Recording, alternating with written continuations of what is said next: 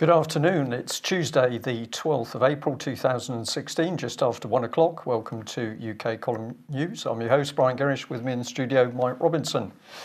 Well, the weather in Plymouth is wonderful. Blue sky and sunshine today. We've got reports of sun also in Pembroke and West Sussex, but Glasgow, unfortunately, is looking a bit grey, cold and rainy, we feel, for those north of the border. Well, we're going to kick off with the news today by an update on Guy Taylor. Extraordinary events in Aberystwyth Court yesterday. We seem to have got to the bottom of what actually went on, but we can tell you that at the moment Guy Taylor is imprisoned in Swansea Prison for 7 days. This is as a result of a charge of contempt of court. Well, this is the events which we're describing, the events of a madhouse. First of all, Guy was accused of a minor public order offence, which was supposed to have taken place in Welshpool some months ago, although there was never any proper notification of that offence, nor, as we will see, were any proper court papers served. However, Guy and his wife Linda went into court yesterday to see what was going to take place and to challenge proceedings. But in the event, Guy ends up in court. He's asked by the clerk of the court if he pleaded not guilty, to which Guy replied, no, there was no case to answer, which, according to members of the public present, the clerk of the court became, quote, demented, unquote, and accused Guy of contempt of court. And at that point, the clerk also called the police. Guy's taken to the cells, excuse me, and then something extraordinary happens. There's a change of magistrates from the morning session to the afternoon session. And what then happens in the afternoon is a trial takes place without Guy being present. He's found guilty of the minor public order offence and he's given a fine. We do not know what that fine was. And later in the day, Guy's brought back into court to face the contempt of court charge. And members of the public present said that a court official gave evidence that Guy had said things in the morning to the clerk that was simply not true. And they said that this was clearly perjury. But as a result of that charge, Guy was given 7 days in prison. Mike, it's difficult to know what to say on this because all the reports we've had from members of the public who were present and speaking to Guy and Linda Taylor are that it was simply outrageous what took place in that court. And clearly the magistrates were not in control, but this particular clerk, a gentleman, seemed to act in a highly provocative and very strange way. It seems to me, Brian, that for as long as there are only individuals like Guy standing up and making a stand, that there's the possibility that this type of thing is going to happen. What we need is more and more people actually standing up and saying this is unacceptable. Well, that's true, Mike. Of course, the other thing people can do if the thought of standing up to be counted in court is a bit too frightening is, of course, you can turn up to see justice being done, because we know, of course, that many of these actions cannot take place if there's sufficient numbers of the public present. But this is the state of justice in Britain in 2016. We are going to say from the UK column, it's pretty clear to us that justice in Britain has nearly broken down.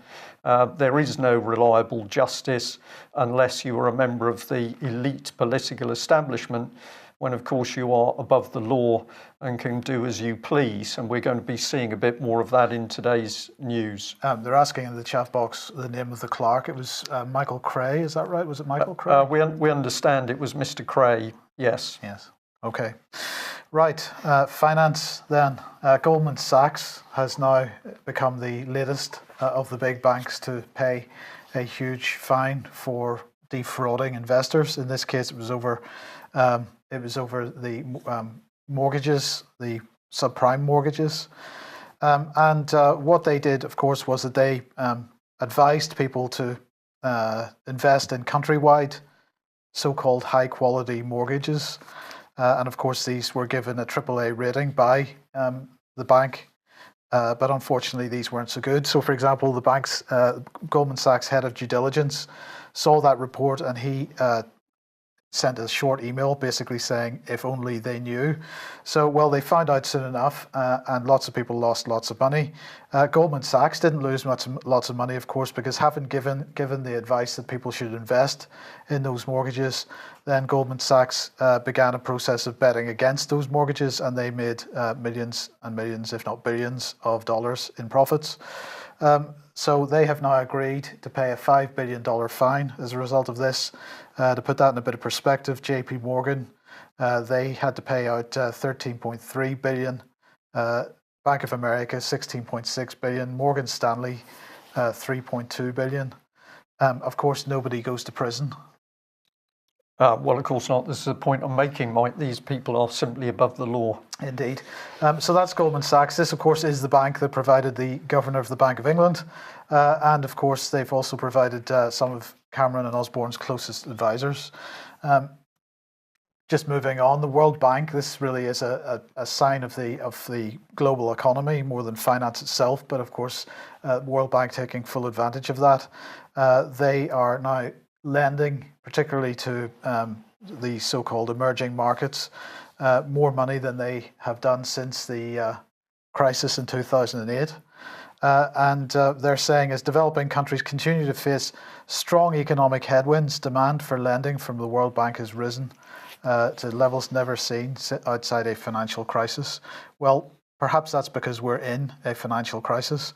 But anyway, during 2015, they lent $42.4 billion, and that's up from $40 billion in 2014. Now, that doesn't seem like a hugely significant rise, but where it becomes interesting is that so-called middle-income countries, the loans went from 14 billion in 2006 to 23.5 billion in 2015. Now, of course, alongside this is the usual IMF rules, which mess about with currencies and whatnot, which mean that people end up in debt forever, but they are still taking these loans, unfortunately. But at least, well, who are these people? But we've got a former Fed advisor suggesting that they've got a plan for change at the Federal Reserve Bank, at least. Sure they have, Mike. I'm sure they have. But this is a former Federal Reserve advisor. He advised Bernanke and also Yellen, but up until 2012. And he said that a lot of people would be stunned to know that to the extent to which the Federal Reserve is privately owned, and he's calling for the Fed to become a fully public institution. Unfortunately, he thinks that would make it like other central banks around the developed world. Well, perhaps, and maybe not, because the Bank of England, although owned by the taxpayer, is absolutely independent operationally. So what difference does it make? So he wants to see 12 regional Fed banks brought fully into government, and then the process of selecting bank presidents to be changed, and also give them limits on the terms for Fed officials. And this is the organization that he's working with, the National Campaign for a Strong Economy. They're called Fed Up, and they describe themselves as being powered by the Center for Popular Democracy. And once you start looking at them, you could run into the usual. Soros, I would imagine, Mike, absolutely, you run into the usual list of NGOs, and Soros being one of them. So, interested to know if anybody wants to do a bit of extra research on that. Well, I hope they will. I thought the logo of the World Bank there was, or the icon that the World Bank was using there was, all the flags were nicely arranged in an eye on that. Absolutely. Bit of humour here, I suppose, but David Cameron is up for sale on eBay. I'm sure most people have seen this already. I have to say I'm slightly disappointed. I mean, I took this screenshot at about 9 o'clock this morning, so I'm pretty disappointed about the amount of money that he's getting, that he's commanding. At least £65,900 was the bid at that point. It was interesting to see that he is the description is 4 parts or not working. Yeah. So he has a used item, 4 parts are not working. used Prime Minister, no longer needed, needs a bit of TLC, no box or instructions, buyer must collect, seller not prepared to touch item. So there you go. I can't blame the seller for not being willing to touch the item. We can have a laugh about this, Mike, and it's certainly humorous. But what a state of affairs that we've now got Britain being advised to go into the European Union by David Cameron, a man that people think is so useless. They're trying to sell him. They should be giving him away, really. Well, so we've had a petition to stop him coming back into the country. We've had a petition for a vote of no confidence in Parliament. We now have him being sold on eBay. It's pretty clear that people are making their feelings known, which is good. Ridicule is good in this case. I think keep at it. Absolutely. Okay, another day, another military exercise, this time in Estonia, and 6 NATO allies taking part in that. 1,000 allied soldiers taking part in their Estonia's annual Spring Storm military exercise in the next couple of weeks. And this will be the Estonian Defence Force's largest training exercise this year, so right up against the Russian border, of course. 6,000 personnel, well, we'll see how that goes, but yet another military exercise on Russia's borders. Maybe it'll be one of the last ones we see as NATO, Mike, as the EU military integration comes in. I think we can start to see NATO gently slid to one side in Europe. Indeed. Now, over the last couple of weeks, we've mentioned this, but never sort of looked at it in detail, the issue of the colour revolution in Brazil. We now have the vote this is a committee of the Congress of Brazil. They have voted 38 to 27 yesterday to recommend the impeachment of the president, Dilma Rousseff. And this is because they allege that she broke budget laws in support of her re-election in 2014. So that was yesterday. That was a committee. That will now go to the full Congress on Sunday, this coming Sunday. And if 2/3 vote in the full Congress on Sunday, then it will go to the Brazilian Senate. And if the Senate then decides that would just be a simple majority, there's no percentage requirement there to put Rousseff on trial, then she will be suspended for 6 months while the Senate puts her on trial. Now, there has been this colour revolution going on in Brazil for several months. Allegations of fraud and corruption. Not on the scale of Britain, but anyway, they are trying to get rid of their government. And over the last few months, there have been allegations of foreign involvement in this colour revolution.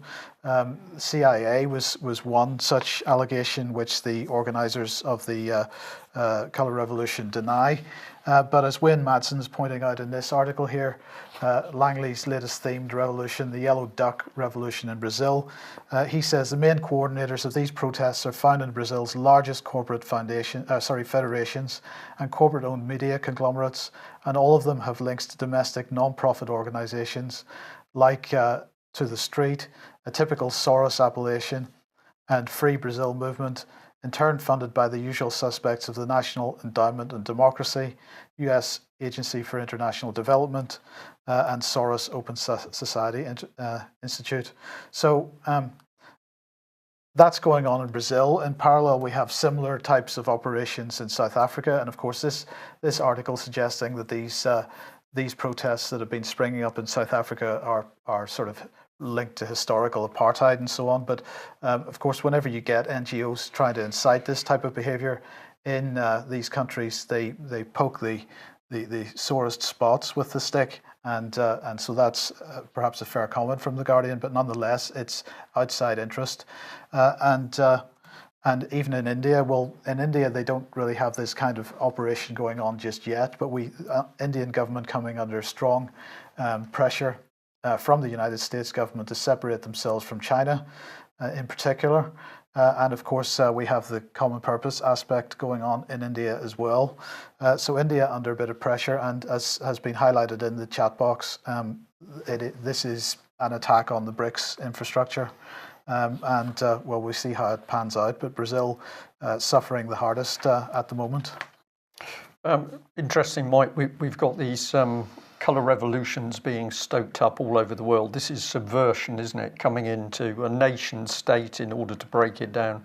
And we're seeing the internet being used as internet and social media being used in a very big way to drive those events. Well, that's why the security service is putting so much effort into following social media at the moment, because they want to understand the effectiveness of their own operations.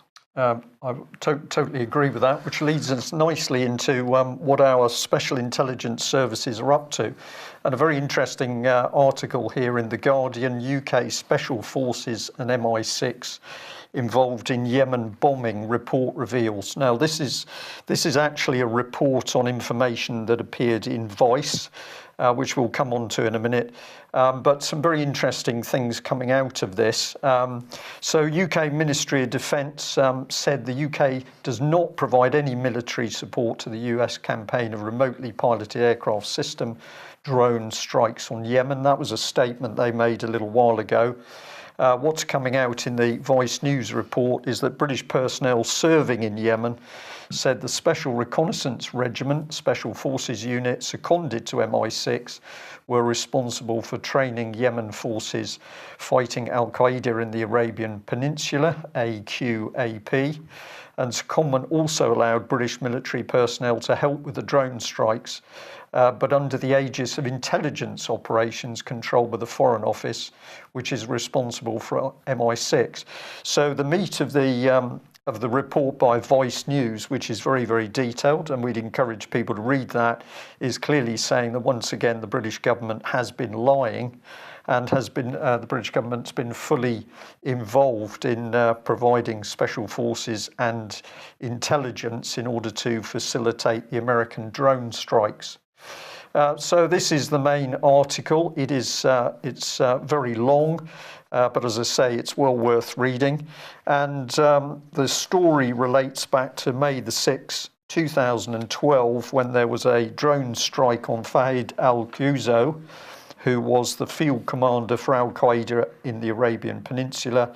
And in that strike, a 19-year-old student died. So we have yet another drone strike which is killing innocent people.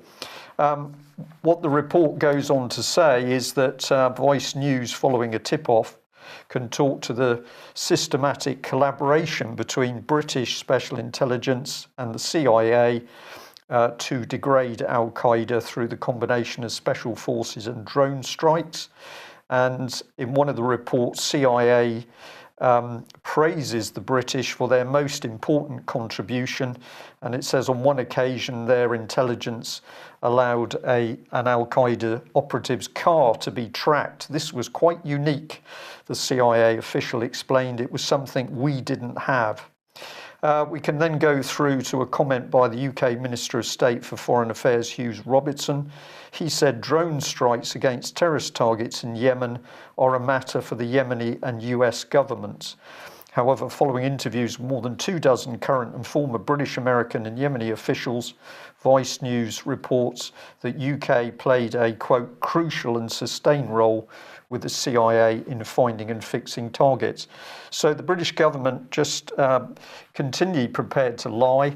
And we'll put in this quote here from David Davis. If I can find this, he says, if we know we're handling intelligence over which will be used in a killing, then we ought to be confident that it meets our own rules and guidelines. If there are deaths of civilians, there's a moral and legal problem. Well, there certainly is, because of course the British government is absolutely lying through its teeth about activities overseas which are simply killing innocent people. So let's just jump back a couple of days to the Mail on Sunday, which had a really excellent two-page article. Here it is, Britain's top secret kill list. We're on to the same subject. This is how GCHQ and the Serious Organised Crime Agency have been working together to provide intelligence for drone strikes in other locations. And we've got David Cameron inserted there because back in 2015, the 9th of September, he actually said that he would block Parliament from assessing his secret kill list of British jihadis fighting for Islamic State. So here we can see David Cameron prepared to run a government lying about the use of British intelligence to run these drone strikes. He's going to cover up the kill list. What we've got is David Cameron, it appears single-handedly, Mike, simply authorising who is going to be killed in the world because presumably David Cameron doesn't like them. Well, this is some of the meat of it, because let's bring in the heavyweights. Here we've got Robert Hannigan, director of GCHQ. He's talking about his own organisation, but as the bad guys, these adversaries work in secret, so too must GCHQ. We can't reveal publicly everything we do because we're secret, but we're fully accountable. And then he boasts that we're subject to one of the most stringent legal and oversight regimes in the world.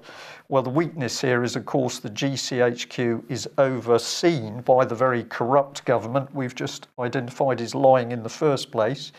But he's reassured, apparently, by parliamentary scrutiny through cabinet ministers, the Intelligence and Security Committee, 2 independent commissioners, and they must be good, Mike, because they're former High Court judges. They'll be above reproach. And so that ensures that GCHQ's activities are always authorised, necessary and proportionate. Well, we just put in there, the reality is, of course, that GCHQ and the National Crime Agency seem to be supporting a death penalty without any trial at all. I think we can just remember Guy Taylor sitting in prison at the moment, Mike. No trial for Guy Taylor, no trial for people that the British government is going to murder. So this was quite interesting. I took a little look at GCHQ's website today to find that, well, they've held a concert. This is a unique event. Catherine Jenkins came into GCHQ to entertain the staff. I'm going to say, from a military perspective, these people are in the front line, of course, Mike. They're equivalent to troops out in Afghanistan or Iraq. And the boss, Mr. Hannigan, says it's wonderful for our staff to be recognised and thanked. Does he think he's the saint? I have to say that I used a little bit of an artistic license there, Mike, in placing the GCHQ ring of confidence. But we're now, of course, starting to see that far from a ring of confidence, there's a lot of bad breath going on in this organisation. So let's have a look at how it works. Well, SOCA, which was originally there to look at organised crime, morphed into the National Crime Agency, sucked in a lot of power. Here's the head lady, Lynn Owens, former police officer. Has had quite a varied career, but we could ask, how was she actually selected to take on the National Crime Agency? She's helped by this guy, looks more of a heavyweight, David Armand. He's Director General of the National Crime Agency. And their job is to disrupt and bring to justice those serious and organised criminals who present the highest risk to the UK. Personally, Mike, I'd start looking in the government, but they seem a bit immune to that because, of course, this lady is reporting directly to Theresa May, and she's going to be reporting to the very David Cameron who was prepared to lie about what they were doing in the first place. A little bit of cynicism creeping into this report. Well, here he is with the ring of confidence again, the director of GCHQ. So it's now been revealed that working with the National Crime Agency and through Philip Hammond as Foreign Secretary, this is part of the network that says we can track down individuals in other nation states, simply decide that they're going to be murdered, and then we authorise them being liquidated. This is Britain. Let's add a little bit to that. So we'll bring in that as an overview and say, let us not forget that, of course, UK Column highlighted that Francis Maud was boasting that GCHQ was now fully linked and integrated with the Israeli intelligence services. So we've got a couple of questions to ask here, sorry, the little dotted arrow that I've just brought in is to remind us, of course, that Britain's police have also been trained by the Israelis. We're not sure who authorised that. But amongst this merry-go-round, here are the key questions. Who's really calling the shots over unlawful killings? Is it the British government under David Cameron or David Cameron under Israel? We've no way of knowing. And we'll also say, when exactly did British Parliament vote for the integration of British and Israeli intelligence services? It's pretty incredible stuff, Mike, isn't it? When we start to look at it, it's a snake's wedding, a network for other people of who are these people, who controls them, who puts them into position, who authorised them to be able to literally murder people, not in this country, but in any country in the world they decide. A little bit more to follow through, so stay with me. We're back on this gentleman, the Deputy Director General of the National Crime Agency, former police officer, and we noted that in 2003 he headed the Child Abuse Investigation Command. Interestingly, in 2004, he was appointed head of homicide investigations for London. I'm not sure what you can achieve in 1 year in a job, Mike. It'll take you a few months to read into the job, a few months to get your feet under the table. You've got your feet under the table, and then apparently you're so good they want to move you.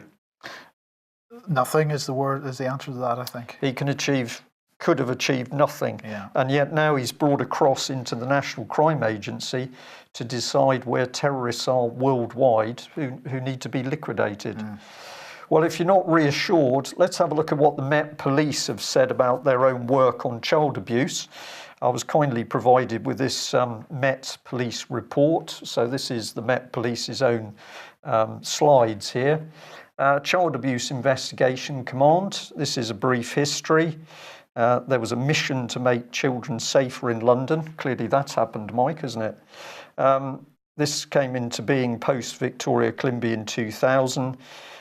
Huge dedicated police solving all the child abuse protection problems, 450 detectives, 200 police staff.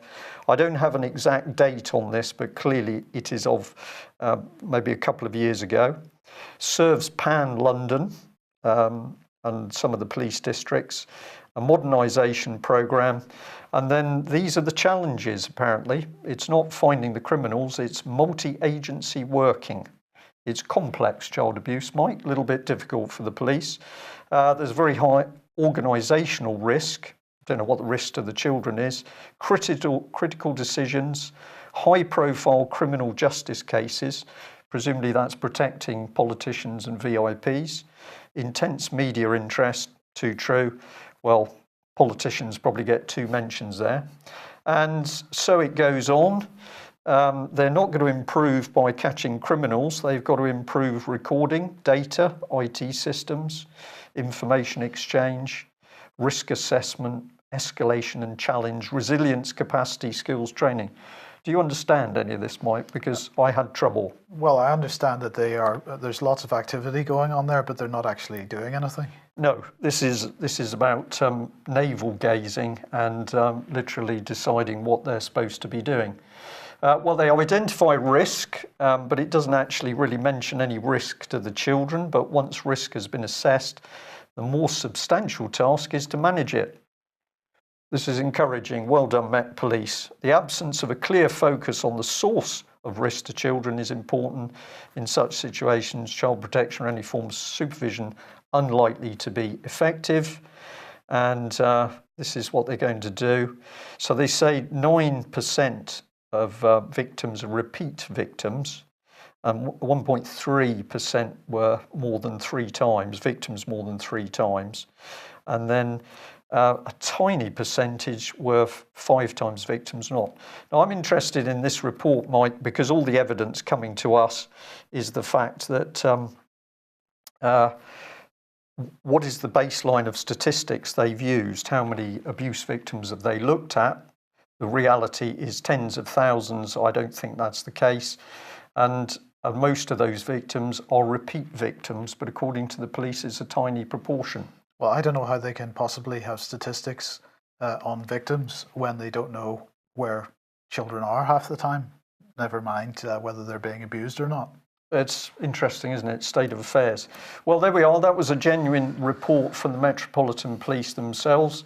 If anybody in the audience today can tell us in greater detail how those slides relate to policing on the ground and catching paedophiles, we'd love to know. Pensions. Financial Times today reporting that the US is facing a, quote, disastrous $3.4 trillion pension funding hole. And they say the US public pension system has developed a $3.4 trillion funding hole that will pile pressure on cities and states to cut spending or raise taxes to avoid Detroit-style bankruptcies. According to academic research shared exclusively with the FT, the collective funding shortfall of US public pension funds is 3 times larger than official figures showed and is getting bigger. A US Republican congressman said, "It's been clear for years that many cities and states are critically underfunding their pension programs and hiding the fiscal holes with accounting tricks." And then he went on to say, when these pension funds go insolvent, they will create problems so disastrous that the fund officials assume the federal government will have to bail them out. Or will they? Because we have long been reporting that based on our research of national and international policy documents, we expect populations to fall in Western nations, and the US, without question, is taking the lead, as can be seen here. Increased death rate of middle-aged Americans, and this is making the point that new statistics are showing, among other things, that white middle-class women are a target group. Well, before we mention them, we'll remind you about the heroin epidemic that's going on in the States at the moment. We've been talking about this for the last few weeks, and of course that heroin epidemic has moved out of the traditional immigrant populations in the United States to white middle class populations, and it's causing an epidemic of overdose and suicide. And this and other mainstream reports here pointing out that there are other health problems that are happening, other deaths happening, white middle class women, in this case in rural areas.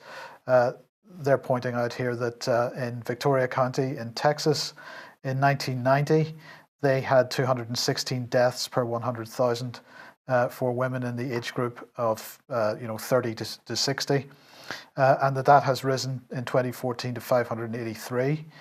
So that's a 166% rise, and this is the same in 21 other rural counties across the South and the Midwest. The national trend, to give an example, in 2000 there were 228 deaths per 100,000 rural white women in the age group around 50 years old, and now it's 296, so that's gone up significantly as well. And it's not just women of middle age, because they're pointing out in the Lancet here that the United States is the only developed country in the world where the mortality rate for maternal, for mothers or women giving birth or in pregnancy is climbing. And this, to give an impression of how bad this is, one of the charities involved in supporting these situations is looking at, I'll quote this, improving outcomes for mothers in the US as well as India, Senegal, Zambia and Uganda. So we've got the United States now lumped in with countries that have significant health issues. And so is it clearly that there's an issue with older people in the United States at the moment? And so the question is, will this pension black hole be a problem? Well, this doesn't just apply to the United States. I've shown this many times, but in this country, our pension black hole is not $3.6 trillion, it's £5 trillion.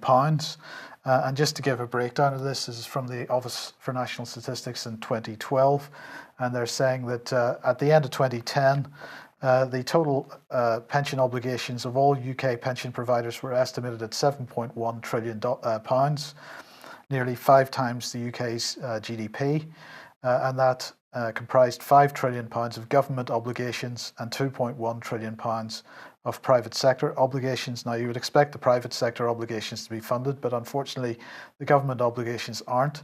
Now, of the £5 trillion pension obligations that the government is responsible for, 3.8 trillion were state pensions, and the rest is in public sector pensions.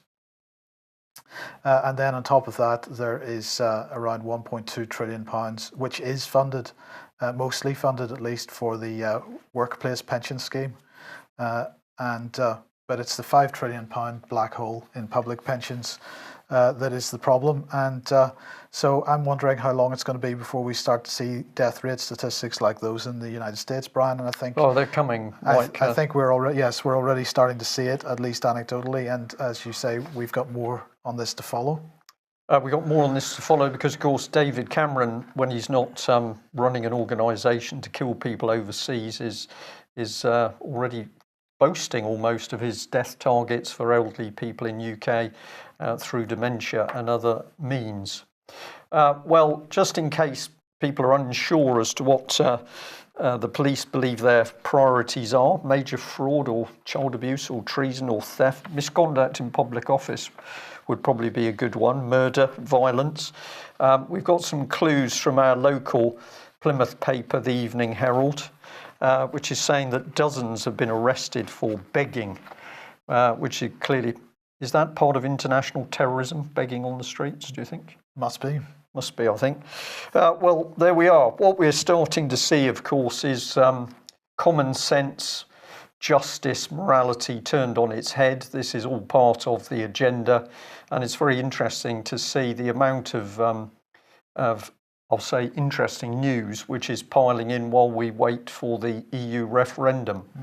I'd say I was delighted to return home yesterday to find that one of David Cameron's "We Should Stay in the EU" leaflets has been delivered to my house.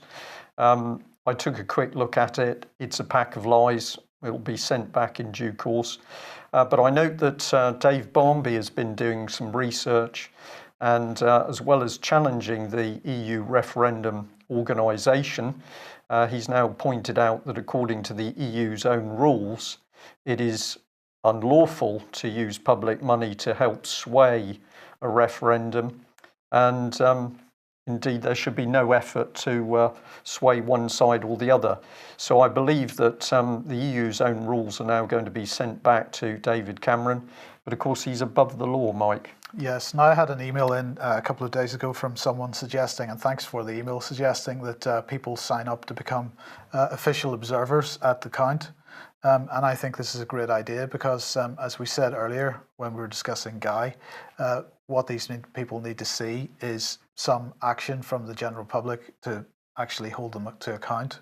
And there may be people out there cynical about taking that kind of action, but actually it's surprising how nervous the establishment gets when they're being watched. Yes. And we'll just say to people, if you feel that you could send Guy Taylor a postcard or write him a letter, he is in Swansea prison. We don't know his prison number at the moment, but I'm sure he would really value correspondence from members of the public who are there to support him. And as Mike has said, at the end of the day, it's beholden on all of us to stand up and be counted. As we can see, justice is nearly gone in the United Kingdom, and murder by the British government has become acceptable. It's up to us. We'll be back same time tomorrow, and we will be joined by Alex Thompson from Eastern Approaches. We will see you then. Bye-bye.